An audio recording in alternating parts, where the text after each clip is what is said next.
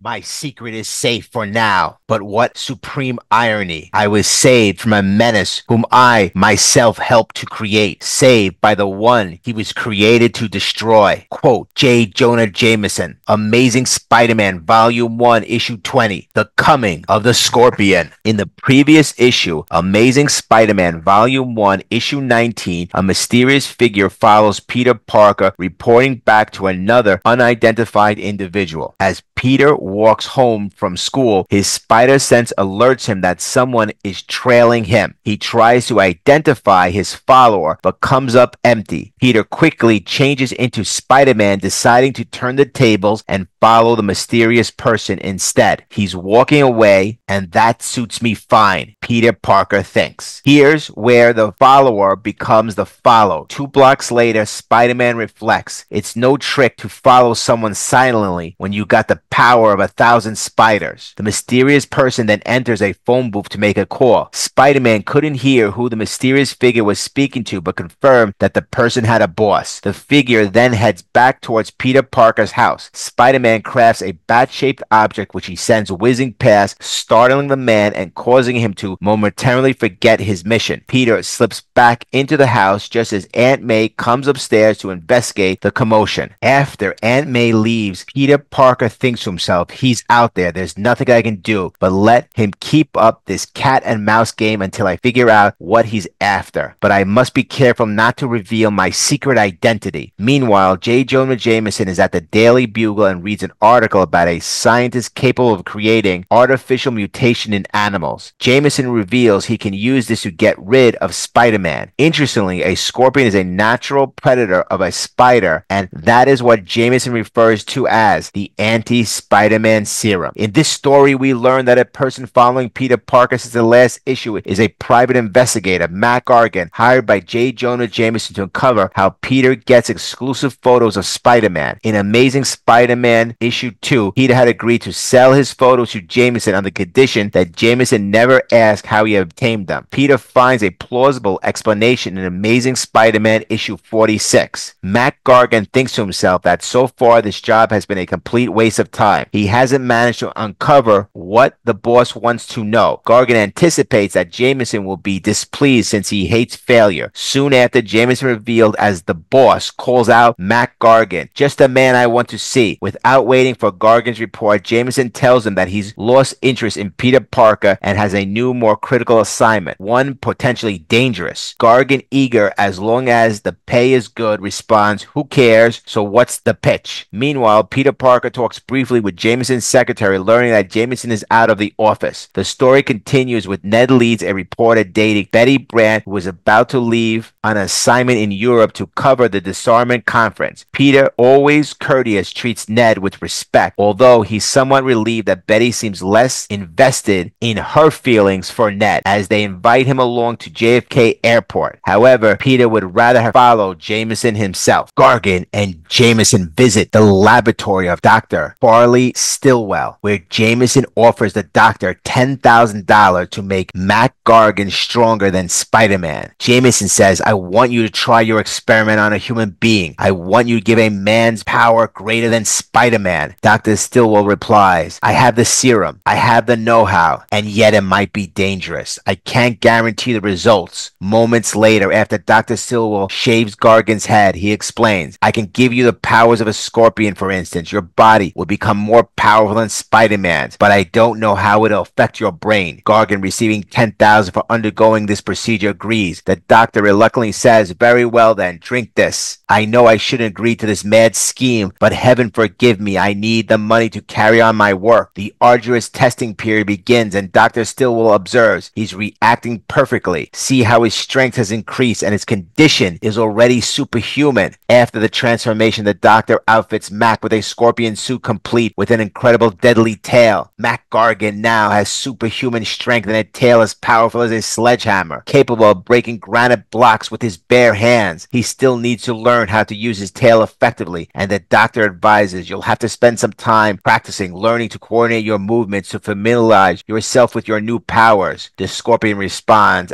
why waste time? I feel like I take an army on right now. J. Jonah Jameson warns, do as Dr. Stillwell says, Gargan. Remember, I'm still the one paying you. Report to me for instruction when he says you're ready. Meanwhile, at the airport, Ned Leeds departs for a 6-month assignment, and Peter's hopeful about rekindling his romance with Betty Brant. Peter asks Betty out, but she mentions she's not in the mood for anything serious right now. When they both return to the Bugle, Betty thanks Peter for riding back with her. Peter thinks to himself, Ned Leeds is a great guy, but I hope he stays in Europe forever. Making sure he's not being followed, Peter quickly changes into Spider-Man. J. Jonah Jameson wants to talk to Spider-Man to set a trap when the Scorpion appears, but Spider-Man doesn't linger and swiftly leaves. As Spider-Man leaves, he's suddenly attacked by the Scorpion, who jumps on his and punches him in the head. The Scorpion then whips his tail around like a sledgehammer, hitting Spider-Man hard in the chest. Spider-Man exclaims, some nut in a Scorpion costume? Look, fella, I don't have time to play games. The Scorpion sneers, still think this is a game, little man? Meanwhile, J. Jonah Jameson is cheering the Scorpion on, and Spider-Man thinks, so this is why Jonah wanted me to stick around. He's behind this somehow. Well, I'll take care of this Scorpion character with one solid spider strength punch if I can avoid that tail again. Spider-Man throws a punch, but the Scorpion doesn't budge, leaving Spider-Man stunned. It was like hitting a brick wall. He's at least as strong as I am, but how? He wonders, noticing that the Scorpion's tail gives him a serious advantage. The Scorpion uses his tail to sweep Spider-Man's legs from under him and says, don't worry, it'll be over in a minute. Spider-Man tries to web up the Scorpion, but the Scorpion quickly responds, not so fast. No matter what advantage you think you have, my pincers can trim you down to size. The Scorpion sees Spider-Man's webbing as one of his strongest weapons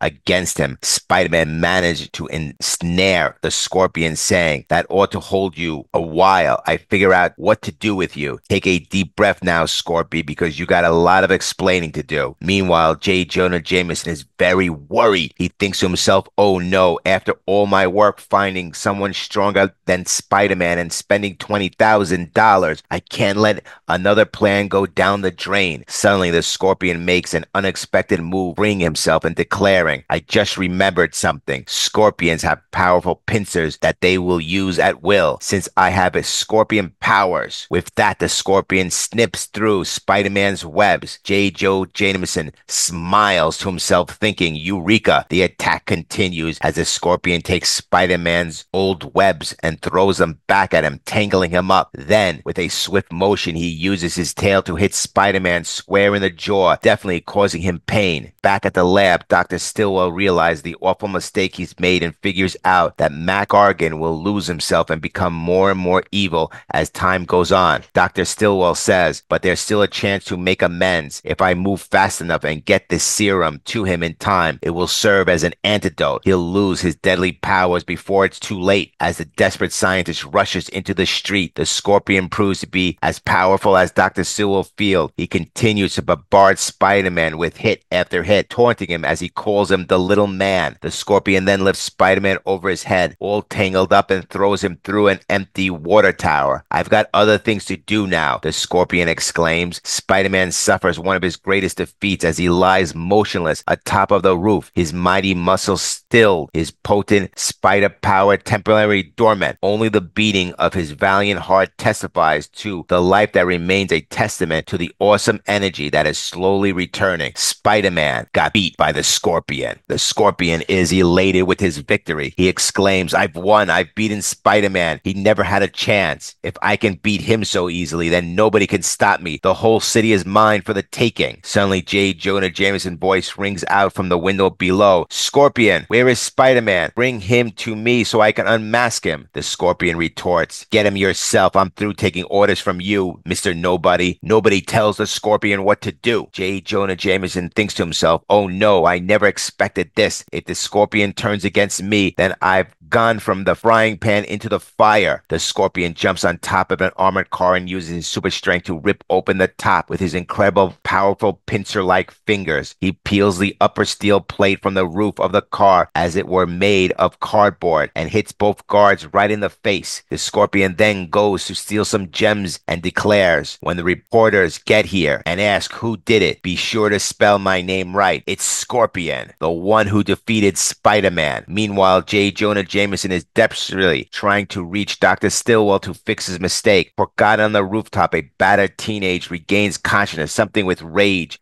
Spider-Man. It was bound to happen someday, he says. I knew I couldn't win them all, but the Scorpion made one mistake. He ran off thinking he'd never have to worry about me again. He's going to learn how wrong he is. I'll never rest until I catch him, until I find a way to beat him. Determined, Spider-Man sets out to track down the Scorpion. But Dr. Farley Stillwell finds the Scorpion first and desperately tries to convince him to take the antidote serum. Take this serum. If you don't drink it quickly, you'll never be able to change back again. You'll lose all the sense of right and wrong, Stillwell pleads. The Scorpion sneers. Well, you don't say. I've got news for you, Stillwell. You're too late. I never want to change back again, but I do know the difference between right and wrong. Whatever the Scorpion does is right. With that, he strikes Dr. Stillwell with his tail. In desperation, Dr. Stillwell climbs up a building with the Scorpion taunting him. Beat it, Stillwell. The only reason I'm letting you live is because I figure I owe you for making me unbeatable. Determined to fix his mistake, Dr. Stillwell climbs higher and higher, but he tragically loses his grip and falls to his death. Before falling, he hurls the serum at the Scorpion, but it fails to have any effect. At that very moment, an alert Spider-Man swings by and witnesses the scene. I'm too late to help the poor guy who fell, but at least I can grab the Scorpion, Spider-Man says, seizing the opportunity to jump the Scorpion from behind. He swiftly dodges the Scorpion's deadly tail attacks, relying on his spider sense to stay one step ahead. The Scorpion retaliates with furious punches, but Spider-Man, using his agility, evades them all. It won't be so easy to defeat me this time, now that I'm ready, Spider-Man thinks, feeling more determined than ever, but the Scorpion sneers. I'm stronger than ever now, and you're about to find out. As the battle progresses, the Scorpion grows increasingly powerful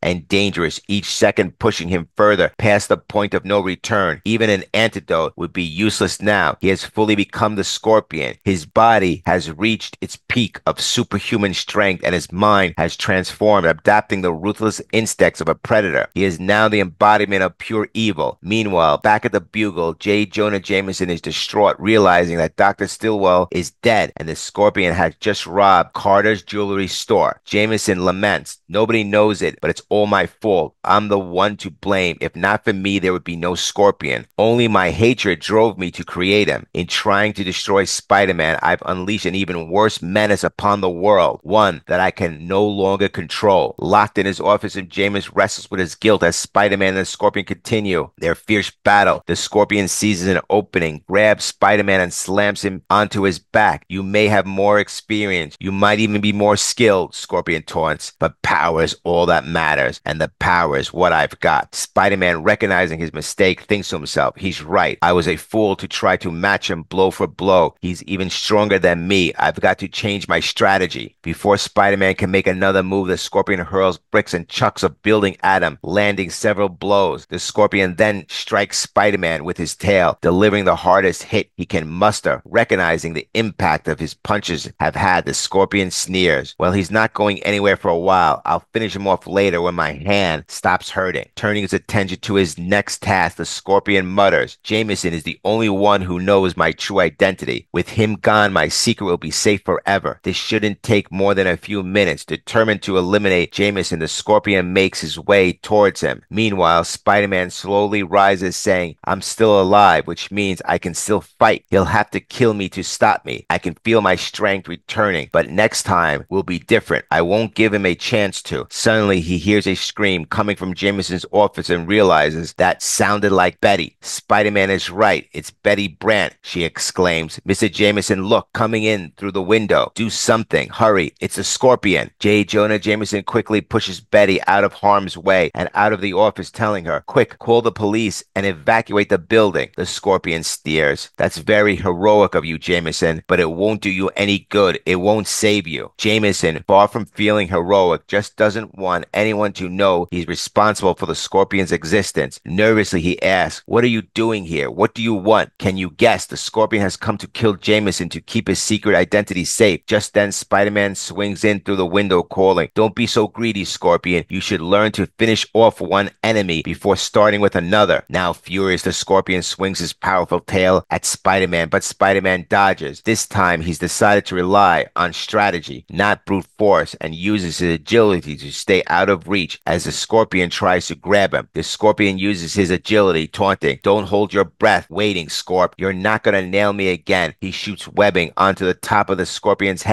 who sneers, "Don't you realize your web can't stop me?" Spider-Man replies, "Maybe not, but it'll slow you down plenty, especially since this is my extra sticky webbing." As his web down the Scorpion's feet, the villain struggles to get the webbing off his feet. Seizing the opportunity, Spider-Man grabs the Scorpion's tail and pulls it hard. The Scorpion counters by grabbing Spider-Man's hand, but instead of pulling away, Spider-Man charges forward, throwing the Scorpion off balance. Now the slugfest begins with Spider-Man and his spider senses dodges every punch the Scorpion throws, then counters with a rapid series of own punches, landing powerful 1-2s and 3-4s as he hits the Scorpion with everything he has. In an iconic turn of fate, Jonah Jameson is now rooting for Spider-Man to take down the Scorpion. With a power double-fisted punch, Spider-Man knocks the Scorpion out cold and says, "All right, Jameson, he's all yours. Make sure the police get here before he comes to again." Jameson, stunned, replies, "You beat me. You defeated someone stronger than you." Spider-Man shrugs. "Happens all the time. Ever hear of David and Goliath?" As Jameson thinks to himself, he reflects, "My secret is safe for now, but what supreme irony. I was saved from the menace I helped create, saved by the very one he was made to destroy." Later, bruised and cut, Spider-Man contemplates what he'll tell Aunt May and the kids at school. Thinking fast, Peter Parker explains his injuries by saying he got hurt playing touch football. Flash Thompson seizes the opportunity to make fun of him, but Peter, close to losing his temper, challenges Flash, almost forgetting his own strength. When Peter finally arrives home, Aunt May is immediately concerned about his bruises. Peter explains he was playing football and took a few falls. Hating the need to lie, but knowing she'd worry herself sick if she ever suspected he was Spider-Man, Aunt May gently applies antiseptics and medication to his cut, thinking of Peter as fragile. Little does she know he's actually the amazing Spider-Man. Later, when Peter's alone in his room, he talks to Betty Brant. Betty recounts how Mr. Jameson saved her from the Scorpion by pushing her out of the room. Peter replies, "Glad to hear it, Betty." Though Peter is relieved Betty is safe, he knows how ironic it is he, as Spider-Man, might feel less than cordial towards Jameson, the publisher of the Daily Bugle. Meanwhile, J. Jonah Jameson is busy spinning the story in his favor, boasting he's the hero who caught the Scorpion. The next day, Jameson proclaims, "I know that anyone with too much power is liable to turn into a menace sooner or later, and Spider-Man is no exception. It's my duty to fight him, to expose him, and to someday destroy him, and I will, even if it takes the rest of my life." Thus, the strange saga of the Scorpion comes to an end. For now, we leave a thoughtful teenage hero whom the world knows as Spider-Man, but whom we know as a high school student with one last worry: sewing up his torn costume. As Peter mends his suit, he wonders about Jameson's connection to the Scorpion, but sighs, knowing there's no one else to handle these mundane tasks. Next, Amazing Spider-Man, Volume 1, Issue 21, Where Flies the Beetle?